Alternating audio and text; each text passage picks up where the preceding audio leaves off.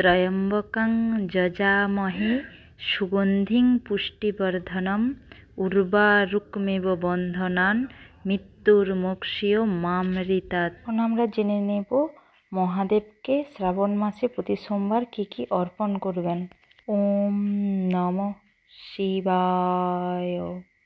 এখন আমরা জানব শ্রাবণ মাসে সোমবারের ব্রত কথা। ভিডিওটি মনোযোগ সহকারে শ্রবণ করো। ভিডিওটি সম্পূর্ণ দেখার অনুরোধ রইল। আশা করি তোমাদের ভালো লাগবে। প্রাচীনকালে এক পবিত্র গ্রামে বাস করতেন হরিদত্ত নামে এক ব্রাহ্মণ। তার সংসার ছিল অত্যন্ত দরিদ্র, দিন আনে দিন খায় অবস্থা।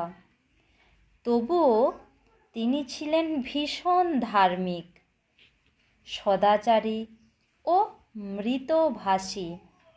তার স্ত্রী শিবানী ছিলেন আরও বেশি ভক্তিমতী। সংসারে অভাব থাকলেও মুখে কখনো একটিও অভিযোগ শোনা যেত না।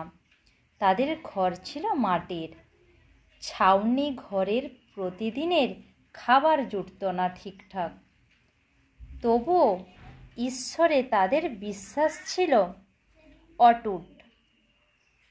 একদিন শিবানী গভীর রাতে স্বপ্ন দেখেন এক শুভ্র বাসনা যোগে পুরুষ তার স্বপ্নে এসে বললেন, মা, তুমি এই শ্রাবণ মাসের প্রতিটি সোমবার উপবাস রেখো, শিবের ব্রত করো, তাহলে তোমার জীবনের সমস্ত দুঃখ দূর হবে।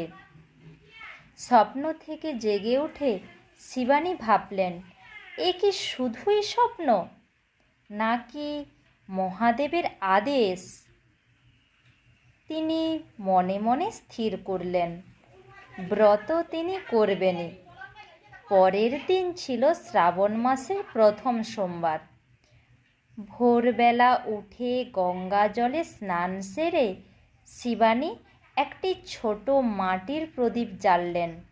না ছিল ধূপ, না ছিল দুধ, বেলপাতা।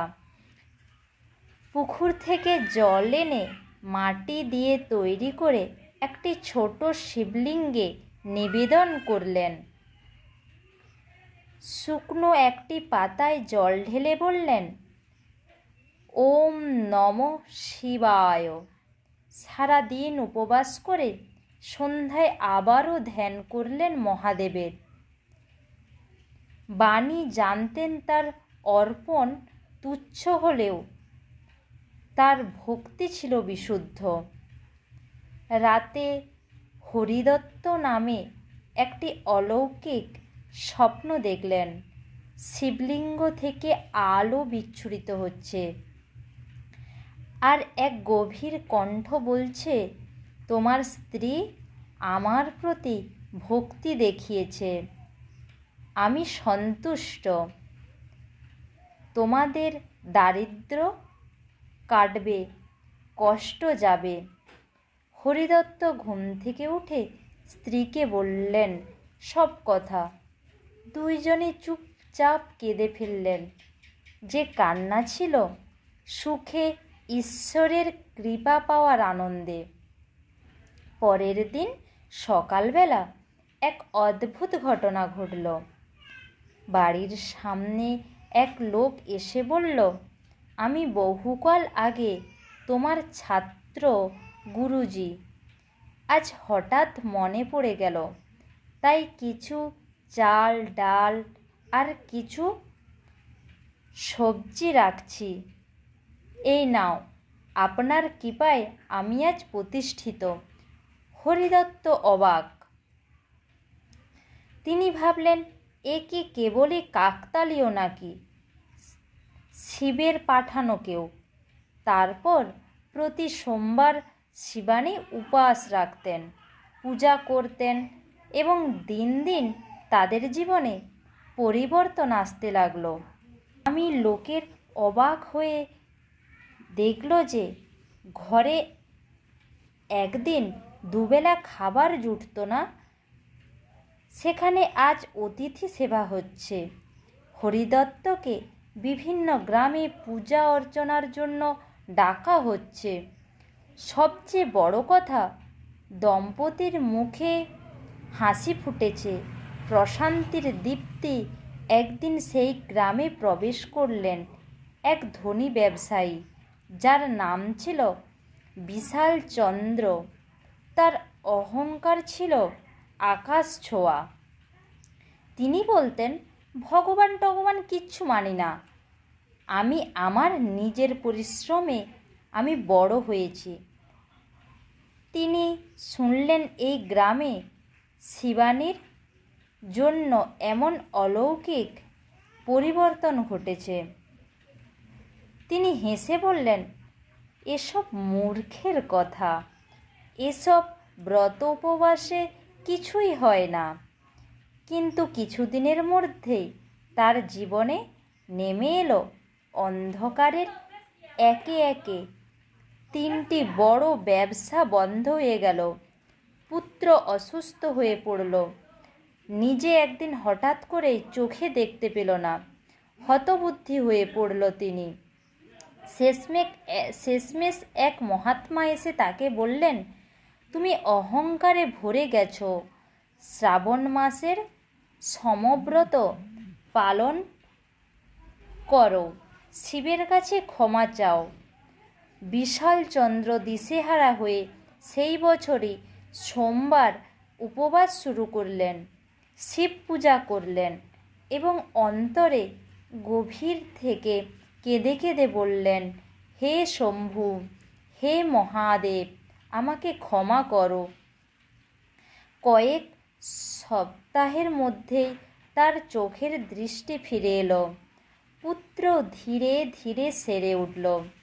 তিনি বুঝলেন, ভগবানের দয়ার সামনে দম্ভ কিছুই নয়। এদিকে গ্রামে আরও অনেক নারী সোমবারের ব্রত পালন করতে লাগলেন। কেউ কন্যার বিবাহের জন্য, কেউ রোগমুক্তির জন্য, কেউ শান্তি ও সমৃদ্ধির আশায়। প্রত্যেকেই এক এক করে শিবের কৃপা পেতে লাগলেন।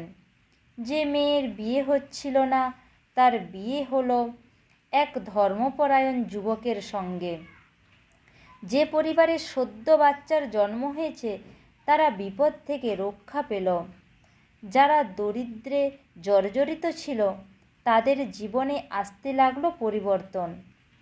শাস্ত্রে বলা হয়েছে, শ্রাবণ মাসে যিনি প্রতিটি সোমবার উপবাস করেন, ব্রাহ্মণকে দান করেন ও ভক্তি ভরে শিবের পূজা করেন, তার জীবনে শিব নিজেই কৃপা বর্ষণ করেন। এই ব্রত পালনকারীদের জীবনে দাম্পত্য সুখ আসে, রোগ মুক্তি ঘটে। মৃত্যুর পরে শিবলোকে অধিষ্ঠান লাভ করে। এই ব্রতের নিয়ম সরল। সকালবেলায় স্নান করে পরিষ্কার মন ও শরীরে শিবের সামনে জল, দুধ, বেলপাতা, ধূপ, দীপ, চন্দন নিবেদন করা এবং ওম নমঃ শিবায় মন্ত্র জপ করা। সন্ধেবেলায় ব্রতকথা পাঠ করা এবং রাতে ফল বা নিরামিষ আহার গ্রহণ করে উপবাস ভঙ্গ করা। নিষ্ঠা ভরে এই ব্রত পালন করে তাদের জীবনে শিবের করুণা বর্ষিত হয়। তাই আজও শ্রাবণ মাস এলেই বহু নারী পুরুষ সোমবারের ব্রত পালন করেন, শিব মন্দিরে ভিড় করেন, উপবাস করেন, প্রার্থনা করেন। তাই প্রত্যেকেই সোমবারের ব্রত পালন করুন। হর হর মহাদেব। তাই শ্রাবণ মাসের প্রতি সোমবার শিবের ব্রত পালন করুন আর মন থেকে ভালোবেসে বলুন, হর হর মহাদেব। ভিডিওটি সম্পূর্ণ দেখার জন্য ধন্যবাদ। ভিডিওটি ভালো লাগলে চ্যানেলটি লাইক, কমেন্ট, শেয়ার করে পাশে থাকবেন।